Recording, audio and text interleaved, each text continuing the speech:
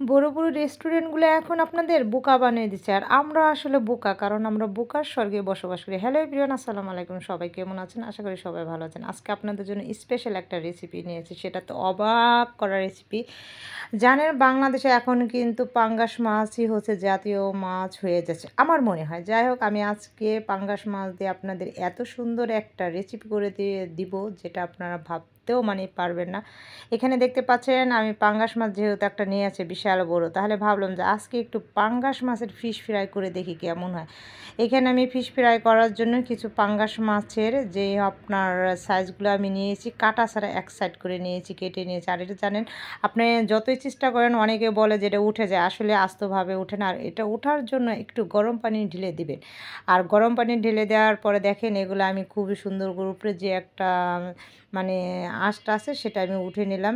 আর এর জন্য এখানে আমি লবণ, আদা রসুন পেস্ট, ধনিয়ার গুঁড়া, জিরার গুঁড়া, হলুদের গুঁড়া, মরিচের গুঁড়া, গরম মশলার গুঁড়া আর গোলমরিচের গুঁড়া সমস্ত সব কিছু একসাথে মিক্সড করে নিয়েছি।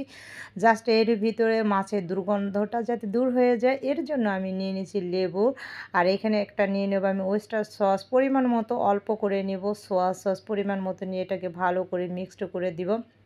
আর এইরকম অনেকে আমরা যখন রেস্টুরেন্টে যাই আমাদের পাতে যখন এইগুলা দেয় তখন মনে হয় যে আরে কী মধু যে লাগলো, কী যে ফিশ ফ্রাই খাওয়ালো বুঝতে পারলাম না।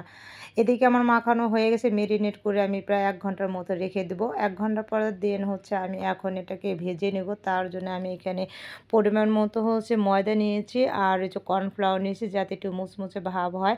আর এর ভিতরে আমি একটু দিয়ে দিচ্ছি কালো গোলমরিচের গুঁড়া।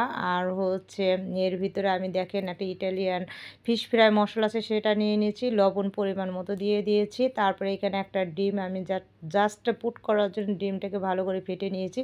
এখন দেখেন এই তো দেখেন কীভাবে আমি পুট করে নিয়েছি। আর মাছগুলো আমি ফ্রিজ থেকে বের করে নিলাম, নেওয়ার পর দেন হচ্ছে প্রথমে আমি আগে আটার ময়দা এখানে আমি সরি আটা বললাম, এখানে ময়দা আর হচ্ছে কর্নফ্লাওয়ার সেটা মিক্সড করে একটা ডিমের সাথে একবার আপনাদের দেখা দিচ্ছি কীভাবে পুট করবেন। এই তো দেখেন এরকম করে সম্পূর্ণটা ভালো করে একটু পুট করে জাস্ট 10 মিনিটের জন্য রেখে দিবেন। দেওয়ার পরে এবার আমরা হচ্ছে আমার দেখেন সবগুলো বানানো হয়ে গেছে। এখন আমার হচ্ছে ফিশ ফ্রাই রেসিপিটা হচ্ছে কীভাবে ভাজতে হবে সেটা অবশ্যই এগুলো ভাজার ক্ষেত্রে একটু মিডিয়াম আঁচে ভাজতে হবে যাতে পুড়ে না যায়। খুবই ধৈর্য সহকারে ভাজতে হবে। আমরা চিকেন ফ্রাই খাই যেমন করে।